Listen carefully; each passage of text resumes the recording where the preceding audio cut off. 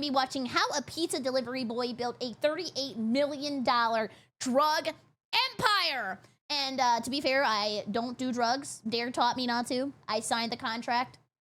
Yeah, you all believe me. Let's check it out. We have a couple teenagers who trade pizza delivery for marijuana smuggling, and they ended up building a $60 million illegal business. Well, this is what I would suggest. I'm not participating in this, but I think they should keep the pizza business and the marijuana business, because if people are getting zooted, they're gonna order a pizza. Then you basically double dip. So what if you deliver the drugs and also bring breadsticks and pizza? That is a great business practice. This couldn't be the Nate that I knew. I mean, he was a nerd, but sure. That is so disrespectful. Nerds be doing drugs. Sure enough, there he is, facing trial. Clark and a friend started smuggling millions of dollars worth of pot from Canada into North Idaho. And then all of a sudden, the world just changes, and you've got millions of dollars, and everyone wants to be your friend because they're attracted to the money and the power. It's like a crime, teen dramedy thriller. It's about to be Degrassi with extra grass. A teenager running a $38 million criminal empire sounds insane, but for Nate Norman, it was real life. Even crazier, most of his crew were also teenagers. And together they built one of the biggest smuggling operations in America. And through it all, these kids had one rule: don't let mom and dad find out. This is a crazy story of how a high school kid created a $38 billion drug empire. I'm Visual Venture, and you are awesome. Me? The last You're awesome. person you would expect. The last person I would expect, maybe Chuck E. Cheese, but he has been arrested previously. Nate Norman was the last person anyone would ever call a criminal I would have said that. And there were three big reasons why. First, his age. Nate was only 19, still a teenager. Second, he had a reputation for being a really good kid. Aww. I mean, honestly, if I was a millionaire and I was 19, I would be very irresponsible. I'd probably have every single League of Legends skin. Nice computer. Probably a really awesome, like, Warhammer table setup. Maybe I'm just a loser. And a person that would go out of his way to help somebody. There was even a story about how Nate helped an old lady who lived across the street. Her driveway would get blocked every time the snowplow would go by. And Nate would always run over and shovel her driveway. But anytime the old lady offered him money, he turned it down. That's just who he was. The third reason Nate seemed harmless was where he grew up. Nate lived in a quiet lakeside city in Idaho. Wait, why was the Statue of Liberty there? I thought that was in New York. Looked like something off a postcard. It had spectacular mountains, clear lakes, and clean air. Like there was calm. Nothing about it screamed danger. In summary, Nate was a sweet, small-town kid with zero criminal tendencies. At least, that's how it seemed. But well, I mean, that's like the best way to go about this, right? Because then nobody suspects you. And you also aren't fingerprinted or registered in a police database. So if they try to catch you, they can't really fingerprint scan you. I don't know. This is kind of a really good opportunity for him to make bajillion dollars. There was one thing about Nate that changed everything. One flaw that set him on the path to becoming a drug kingpin. He reportedly had a puppy dog need for approval. And Me too, and I'm not doing all that. that desperate need would send him down a dark path. Nate was never one of the popular kids. Friends described him as a fat, funny kid. And what's wrong with that?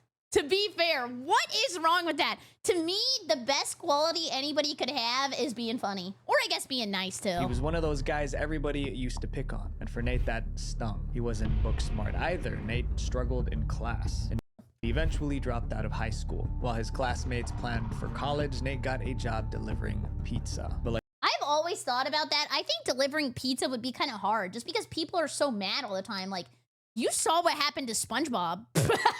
Like most teenagers, Nate wanted to be cool. He wanted to be noticed and admired. Soon he figured out how. He realized that there was one thing that could make anyone a little more popular: weed. And for demonetization's sake, we're going to be referring to marijuana as grass. I said that earlier! A lot of teens in his town smoked even though it was illegal. Grass was always in demand, but it was hard to get. So anyone who had it instantly became more popular. Soon, Nate made sure he always had some to give away. Wait, is that how schools are now? Instead of somebody taking out gum and everybody asking for a piece of gum, somebody pulls out, like, I guess I'll follow his example because I don't want to get in trouble. Grass, and then people go, oh, give me some, give me some, give me some. According to one report, having grass gave Nate a quick way to earn the love, or at least tolerance, of his peers. And for oh, now it's definitely vaping. I didn't think about that. Please give me a hit, please, please. a kid like Nate, that meant everything. But then Nate stumbled onto something bigger, something that could give him more than just popularity. It could give him money, power, and status. It was 2001. Back then, Nate spent his days delivering pizza and hanging out with his friends. One day, while with his friend Topher Clark, they came across a magazine. The cover story was about the booming marijuana industry in Canada. After reading the article, Nate summarized it this way: if you want good grass, go to the Canadian border with a backpack. I mean, I guess in this case, the grass is greener on the other side if you live in the US. Across the border, massive farms were producing some of the highest grade grass in the world. It was called BC Bud. In Canada, a pound of BC Bud cost about $1,400. Okay, I'm gonna use my big brain. Does BC, other than BerryCrepe, mean British Columbia? Boom. But back in Idaho, that same pound sold for more than double the price. Nate and Topher immediately saw the opportunity. Buy cheap in Canada, bring it back across the border, sell it high in Idaho, repeat. The numbers were appealing. Law enforcement estimated the sale of BC Bud is a $7 billion a year industry. 7 billion! Holy crap! Be honest with yourself, chat. Could you realistically spend $1 billion? I feel like I would run out of stuff to buy. And not just like investing it, like actual things that you could have. I don't think I could. That is like way too much. Yes, gambling. That meant there was so much money to be made. Nate checked a map. The Canadian border was so close, just a few hours away from their town. But there was just one problem. How could they smuggle pot across the border without getting caught? The border put it in your butt. Put the bud in your butt. Between the United States and Canada is the longest international border in the world. Really? There are official checkpoints where officers inspect every person and every vehicle. They check passports, search cars, and stop anything illegal from getting through. Getting caught smuggling meant years in prison. But people still did it. Experienced smugglers hid pot in buses, mobile homes, and even horse trailers. They packed it so well that officers missed it during inspections. Some smugglers even went further. One dug a 360-foot underground tunnel to move pot across. Oh my God. Others used kayaks to slip through waterways. Some even flew small planes over the border. With these kids, Nate and Topher didn't have those resources. Their only option was to hike through. They have to walk the entire way? Oh my God, they had to touch grass for grass? The woods. In certain areas, the border cuts through forests, lakes, and mountains, making it impossible to monitor every inch. Nate and this is like a Skyrim quest. They're bringing the skooma. Topher figured they could hike the 7-mile border crossing through the forest on foot. It was risky. The terrain was rough. The wilderness was unpredictable. There were wild animals in the woods, but they were willing to risk everything, even their lives, to make it happen. This is a dumb question because I saw it in the video. People who live in Canada, do you have lion spawns? I didn't think they were in Canada. The crossing. Nate and Topher scraped together every dollar they could find between. Oh, they're mountain lions. No way, you lion. Was rough. The wilderness was unpredictable. Let me see. There were wild animals. Those are like Simba lions. Is that what a mountain lion looks like? My God, he's about to say my brother. That is like a my brother lion. In the woods, but they were willing to risk everything, even their lives, to make it happen. The crossing. Nate and Topher scraped together every dollar they could find. Oh my God, every time I see the coin thing, I feel like I have to explain this to people. You know when you get that big jar of coins and you bring it and you dump it into the machine and it counts all your coins and then gives you dollar bills? That machine lies to you. It reads it immediately when you put it in the machine, but it takes a second to pretend to count it because people thought that they were being ripped off and the machine was inaccurate. Between odd jobs, borrowed cash, and savings, they pulled together $1,500. They drove up to Preston, a small farming town near the Canadian border. Then they headed to a local bar searching for a dealer. Within hours, they found one. The boys paid $1,400 for a pound of BC bud. Then they stuffed it into a backpack and left. That was easy. The hard part was getting it across the border without getting caught. Their plan was straightforward. Nate would drive back across the border acting like a normal traveler. Meanwhile, Topher would hike 7 miles through the woods carrying the product in his backpack. How much is that though? Like that backpack is probably stuffed. I don't know. I don't know.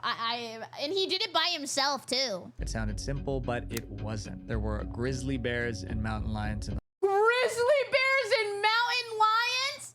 Oh my God, they wanted a hit. those woods, and a wrong turn could get you lost for days. If Topher didn't make it back before nightfall, you could freeze, get lost, or run straight into predators. Still, oh my God, that is very scary. He's playing a horror game. Horror. I say horror, but people always think I'd be saying like a naughty word, so now I'm trying to say horror. Yeah, it's the lions and the tigers and the bears. Oh my. they went through with it. The journey began hour after hour. Topher pushed forward through the woods.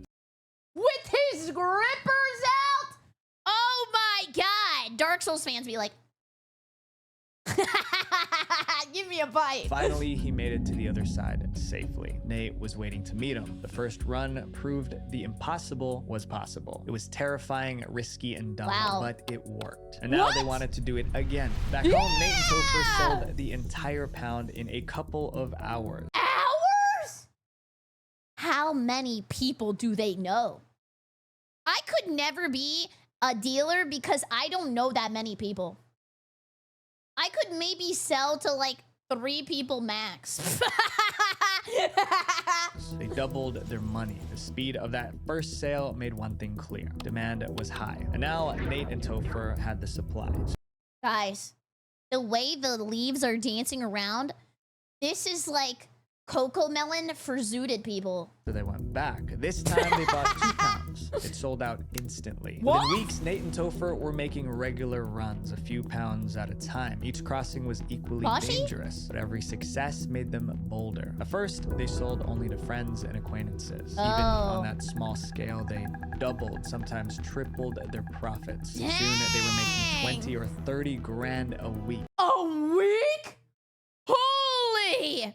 At this point, I would keep it low-key. I wouldn't push it, because I feel like if you start selling too much, then you have like a radar on you or like an alert. Or people would try to rob you. Yeah, or someone would snitch. I would stay here. Growth is gonna be bad after this. Like 30K a week? That's living good. For a 19-year-old high school dropout or anyone at all, it was life-changing money. But it wasn't enough. Nate had a target. His plan was to make $3 million and get out. Biblical greed. Greedy, greedy mother suckers.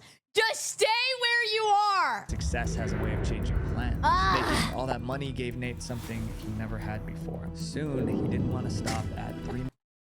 Yeah, like he wants to get more. He's literally playing Pot of Greed.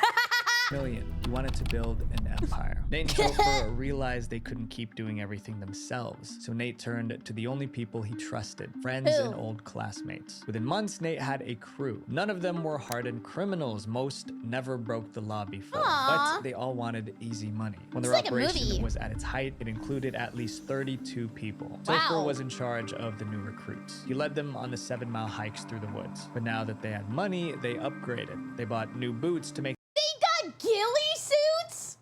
Holy crap. the trek easier.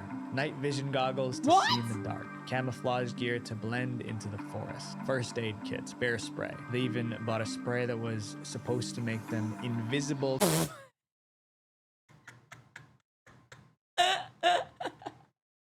How? Where can I buy an invisibility spray? After this, they're gonna say, and they also got the cloak of indivisibility.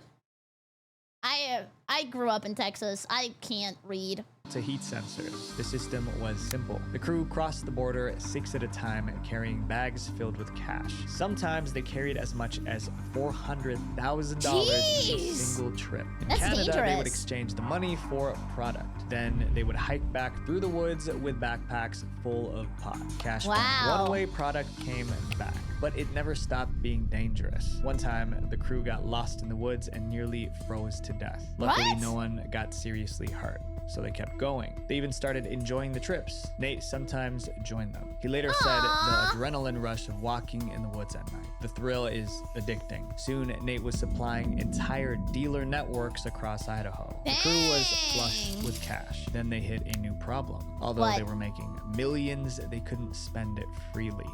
Oh, it's like tied up. Almost everyone involved was in their teens and early 20s. Most still were living with their moms. Oh, and then if they want to buy stuff, then they would have to they would have to have like credit, right? Like, can you buy a house with no credit? I don't know. I actually don't know.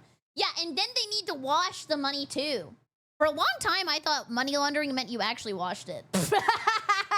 Because it is disgusting. They didn't want their parents finding out what they were doing. Flashing sudden wealth would raise suspicion. Cops could even start asking questions. After risking their lives and freedom, the kids were rich but trapped. That's when Nate's puppy dog need for approval kicked in.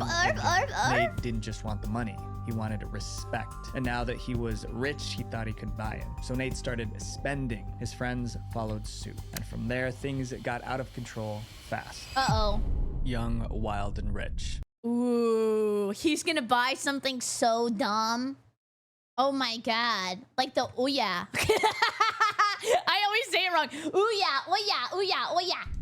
When they started spending, yeah. Nate and his friends didn't hold back. They bought 4-wheelers, jet skis, and gold jewelry. Oh my god. Well, I mean, nobody's sad on a jet ski. Oh my god, thank you everybody who's coming and saying nice things in chat. I can see you and I appreciate it. Thank you so much. You guys are so sweet. Thank you, thank you, thank you. They also threw massive parties that every kid in town heard about. But their biggest splurge and the hardest thing to hide was on enormous lakefront homes. Some of them bought, others rented, but these weren't ordinary houses. They were mansions. Nate's place had 8 bedrooms and an indoor swimming pool. Why? I don't feel like I would ever want a house that big. And I mean, like, they have the money for it, but then you gotta think about the property tax and you gotta furnish the whole house. This is so dumb. It's so dumb. Overnight, Nate and his crew became the coolest kids in town. Maybe Nate was enjoying his newfound popularity too much, because soon he came up with a ridiculous idea. He wanted to look like a kingpin. People said Nate started acting like Tony Montana from... Why? Why? Just wear regular clothes and enjoy the riches. You were bringing so much attention to yourself. the movie Scarface. Scarface is one of the most iconic films ever made. It follows a Cuban immigrant, Tony Montana, who builds a massive criminal empire in Miami. Tony Montana became the blueprint for wannabe drug lords everywhere. He wore flashy suits and gold chains. He carried firearms constantly. He spoke with a distinct accent. Nate was reportedly inspired by that. So Nate started talking with an accent, copying Montana's swagger. Why is he GTA RPing? Just enjoy your life! People said he became cocky and disrespectful. Nate also bought several firearms, including an automatic one. He even started dating a stripper 7 years older than him. Topher, Nate's partner from the very beginning, watched the transformation unfold. Topher described it this way. Nate went from having this humble personality to thinking he was this badass smuggler no one could touch. He would drive around town with his 24-inch rims and diamond chains, listening to hardcore rap. Just... Why did he change his entire life? I really don't get it. People liked him because he was a nice dude, because he was misunderstood. He wanted respect, but like, if you play this much into it, it's corny, right? Like, you can tell when someone's a corny mother sucker. This perfect drug dealer image, and people were starting to fear him because he had power and money. Nate wasn't the same person anymore. And Nate wasn't just playing a part. He started using substances, particularly white powder. Oh, okay. Well, I mean, that's kind of like a substance for rich people, right? Like, that I've always thought that was like rich people shit. It wasn't surprising because Tony Montana from Scarface did the same. But why is he role playing? It's a movie, not a life goal. substances made Nate paranoid. And now that he had weapons, it also made him dangerous. There's one story that shows just how dangerous. One night, Nate and his crew threw a huge party. Over 100 people packed the house. Everyone was drinking, dancing, and having fun. Then a fight broke out over a girl. The place This happens way more often than you think. erupted. People were yelling, shoving, and screaming. In the chaos, Nate grabbed one of his biggest weapons and shot it off in the house. What? Someone who was there said it sounded He had a nuke? Oh my god, how rich is this guy? like a bomb went off. Everyone ran out of the party screaming. That was the new Nate. Nate the Kingpin. Meanwhile, Topher was becoming anxious. He wanted Aw. to quit the business. After Yeah. all, he already made enough to live comfortably. But True, but how do you quit when this guy is so horrible? Because then he's like probably paranoid too, right? He thinks that if you quit, that you're gonna go snitch and rat him out. So he's not gonna let you just leave. when he told Nate he wanted out, Nate refused. Yeah. Remember, Topher was the one who trained the runners. He was the one keeping the product Oh. moving safely through the woods. Nate couldn't afford to lose him, so he offered Oh. Topher more money to stay. Topher reluctantly agreed, but deep Well, I mean, he has no choice, right? Like, this is very dangerous. down, Topher knew something bad was coming. He told Yeah. himself, this is going to have a horrible ending. He had no idea how right he was. Nate and his crew thought the cops were their biggest problem. They were wrong. Other smuggling crews were watching them closely. To Oh, okay. So they see their success, and now they're gonna pa pa pa. them, Nate and his boys weren't just kids. They were competition. And Yeah. in this business, competition was deadly. Yep. Ruthless rivals. Ooh, Just- like Pokemon? A few miles away, another young smuggler was making moves. His name was Brendan Butler. Brendan was Brendan. only 20, close to Nate's age, and he ran his own grass operation in the same area as Nate. One article Uh-oh. described Brendan as Nate's most serious rival. Brendan was very different than Nate. Nate was a high school dropout, but Brendan graduated with honors from a private prep school. Nate wasn't book smart, but Ooh. Brendan excelled in school. Nate grew up in a working class family, but Brendan's parents were wealthy. Despite This is a movie. Have they sold the rights to anybody? I mean, I know there's a lot of wrongs, but somebody gotta have the rights to this shit. their differences, they had one thing in common. They both wanted to look tough. We've already seen how Nate modeled himself after Tony Montana. Brendan also created his own gangster persona. He drove How many people are role playing? around town with a low-riding Oh 93 my Eldorado with God. tinted windows and tricked-out rims. He used substances and acted the part. At first, the two stayed out of each other's way. Yeah, the LARPing is insane. I would not be surprised at the end of the video he went, and that all happened on no pixel. Nate had his buyers, Brendan had his. But as Nate's business grew, their worlds collided. They were chasing the same customers, Worlds collide. fighting for the same suppliers, and moving into each other's territories. Oh, okay, so this is what they gotta do. They gotta start pee-peeing in the woods. So that way they mark their territory and they know not to go. Arguments turned into confrontations. Confrontations turned into threats. But Or what I would do, if I wanted to scare the other person, I'd start putting up Slenderman-ass posters and scare them. Brendan wasn't making idle threats. It became personal for him. He began to hate Nate. Soon, Brendan Butler decided to do the unthinkable. He What? wanted to end Nate for good. By Oh my god! He's gonna attack him? early 2002, Brendan started looking for a hitman. He found a man named Giovanni, also known as Gio. Gio wasn't a professional killer. He We have a new character now! He was a graphic artist who did hits as a side hustle. Oh my God, never be an artist. You have to be a hitman on the side. And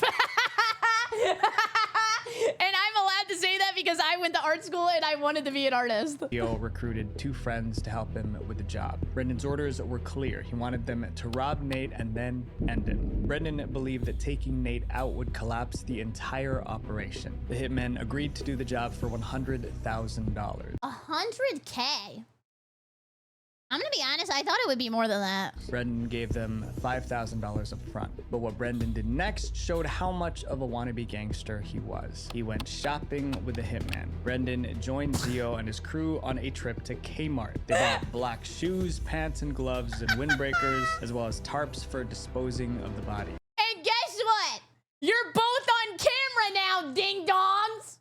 Why would you do that?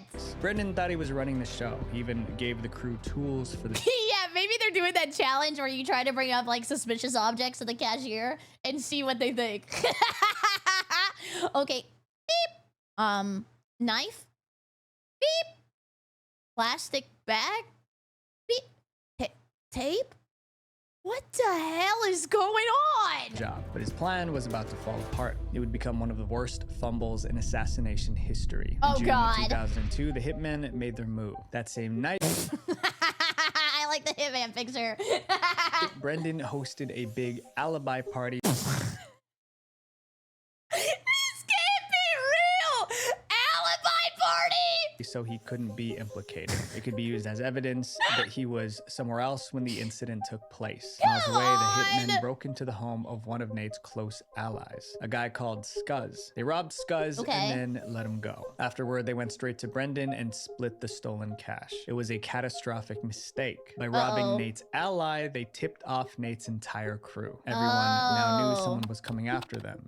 Well, they should have brought the box. Like, maybe if they were underneath of a box, nobody would have, like, thought twice. And that's exactly what happened. When Nate heard about the robbery, he became paranoid. He didn't know who was behind it, but his operation went on high alert. Getting close to him became nearly impossible. And that's when everything flipped. Brendan started fighting with his own hitman. Brendan still Ooh, drama! owed Gio $95,000 of the $100,000 for the hit, but he refused to pay until the job was done. But now Nate's crew was on edge, so getting to him was almost impossible. The job couldn't be done. Brendan kept feeding the hitmen information about Nate and his crew, but much of it turned out to be wrong information. Every failed attempt made them angrier. The tension built for months. Brendan and the hitmen argued constantly. By Why are October they arguing 2002, so everything much? boiled over. Brendan arranged to meet the hitmen in a remote campsite. He brought them there to show the men a remote location to dispose of the bodies. But at the meeting, they argued about money. They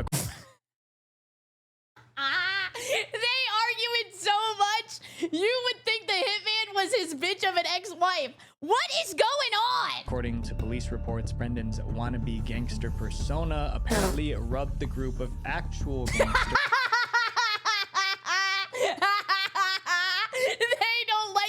LARPing. the wrong way. Gio snapped. He got physical with Brendan and ended him on the spot. Oh my God. He died?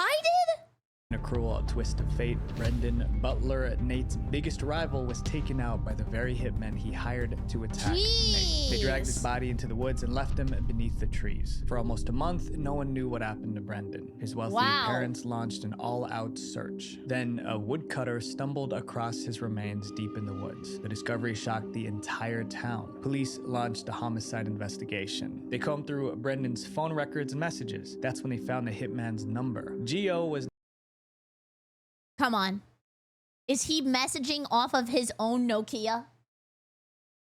Why would he not have a phone not connected to him?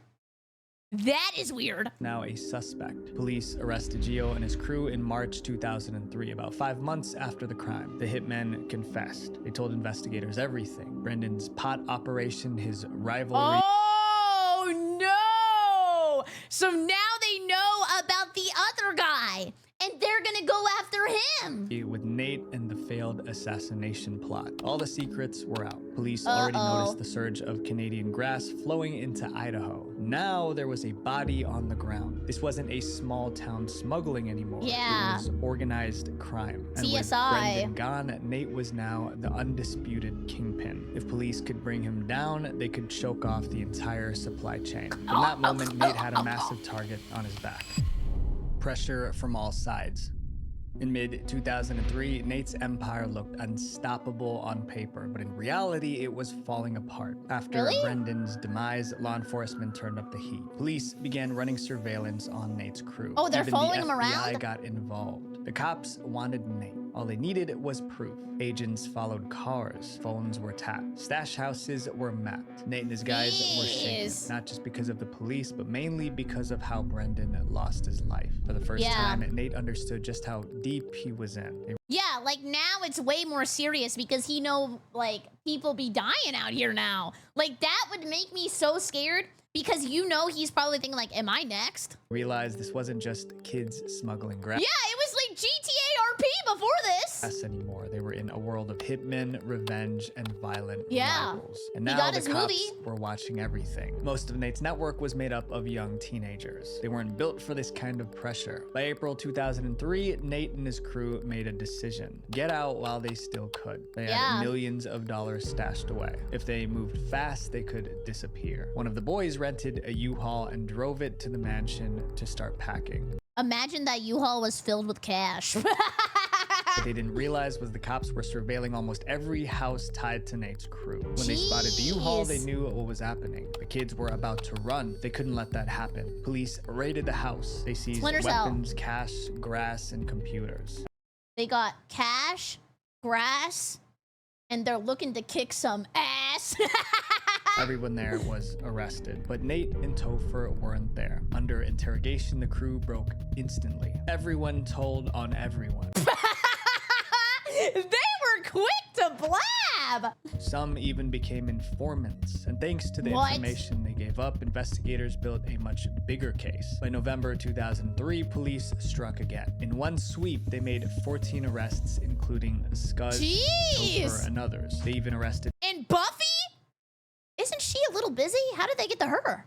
Nate's stripper girlfriend, Buffy. Oh my god! That was her name? I mean, she don't look that buff. But one name was still missing, Nate Norman. With most of his crew behind bars, Nate disappeared. He was on the run for several months, but he couldn't run forever. Eventually, Nate turned himself in. When police finally met Nate face to face, they were stunned. A reporter described the reaction. They were like, "This is the guy who orchestrated a multi-million-dollar operation, and he looks like and has the job skills of a pizza delivery boy." The one thing he always wanted was respect. But everybody just dunks on him all the time. But it wasn't truly over. Not yet. Nate surrendering didn't mean giving up. He hired expensive lawyers to fight the case. I mean, he The could. multi-million-dollar kid kingpin was about to go head-to-head with federal prosecutors. The big question was, could Nate actually get out of this?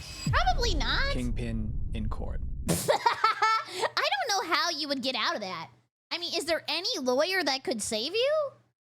Nate was 21 when he went to court in 2004. The And hopefully he got Phoenix right on his side. There is no way. prosecution came down hard. Nate wasn't treated like a kid who made bad choices. He was portrayed as the kingpin of a drug empire. If Nate lost the case, he was facing 10 to 12 years behind. That's it? 10 years for that?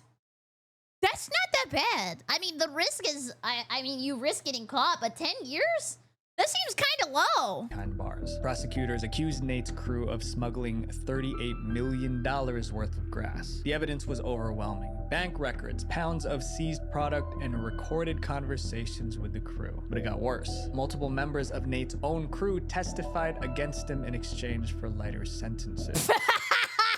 Every single one of them. This guy has the worst group of friends I've ever seen in my life. With the case stacked against against him, Nate had no way out. He took a deal pleading guilty to 5 of the 59 counts against him. Even with the deal, he knew he was trading his freedom for years behind bars. The judge sentenced him to 12 years in prison. He would not be eligible for parole until he served at least 10 years. I have a question that's gonna be weird. Okay, say he serves the 10 years. He's like 20. He'll get out and he still gets to like live his life, basically. Just to be honest. Okay. Does he get to keep the money? Like, can he put that somewhere and get it when he gets out? Or do the police take the money away? No? No. Okay, probably not. I was just wondering. Nate filed an appeal to get a reduced sentence. It was rejected. Most of Nate's crew got much lighter sentences. Scuzz and Topher each received 30 months. Oh, they got 30 months. How many years is that? 12, 24. Like 2.5? I don't know. I just made that up. And I think 2.5. I don't know. We'll just go with that. The rest got between 30 and 46 months. Gio, the hitman who ended Brendan Butler, also pleaded guilty. He was handed a life sentence with a possibility of parole in 8 years. He gets parole? It was a sad end to a crazy story. Didn't he kill a guy? He's a murderer and he gets parole? But Nate's fame didn't disappear behind bars. If anything, his story got bigger. While serving his sentence, Nate Norman became popular online. People were fascinated by how a small-town pizza delivery boy built a multi-million-dollar smuggling empire. They made documentaries, blogs, and podcasts dissecting his rise and fall. That fascination eventually reached Hollywood. In 2014, filmmakers released a movie based on...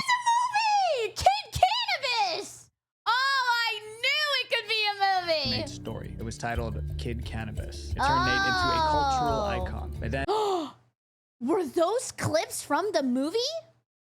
I was wondering who that guy was. Those were from the movie. And Nate was free to watch it himself because in December 2013, Nate was released. This photo was taken by his parents when he came out of prison. Today, Nate owns a heating, ventilation, and air conditioning business. Have just invested in Bitcoin. Does he? Thank you so much. I mean, he kind of just made a business and started over. I mean, to be fair, that's what I told you guys. If he got out, like, he didn't really age too much because he was only 20-something or 19. Family. But the story didn't end well for family. Topher, Nate's partner, the guy who helped them since the very first run. In 2019, Topher got into a fight at a bar. Things got physical. The other man pulled out a weapon. Topher lost his life. Everyone is just shocked by Clark's death. He was well known, especially in North Idaho. Nate Norman thought money would make people love him. And it worked for a while. But when you're only loved for what you have, you'll be alone when you lose it. That's Visual sad. Venture. Dang, we got a message at the end. If you thought creating a $38 million empire was crazy, there's a Boy Scout who turned into a $1.2 billion drug lord by creating the Amazon of drugs. Oh, so he took what he learned in Boy Scouts and made him, and he's a man. Wait, Silk Road? Wait, he was a Boy Scouts guy? I had no idea. That's crazy. Wow, that's insane. Wow. Okay, anyways, thank you so much for watching. I super appreciate it. I hope you have a great evening. If you're new here, make sure to subscribe and like the video. Helps me out. And then if also you want to use code Berry at checkout for GamerStop, you get 10% off, and it helps me maybe when they get a booba cup. So thank you. And I hope you have a great evening. Goodbye, YouTube. Goodbye, goodbye, goodbye, goodbye.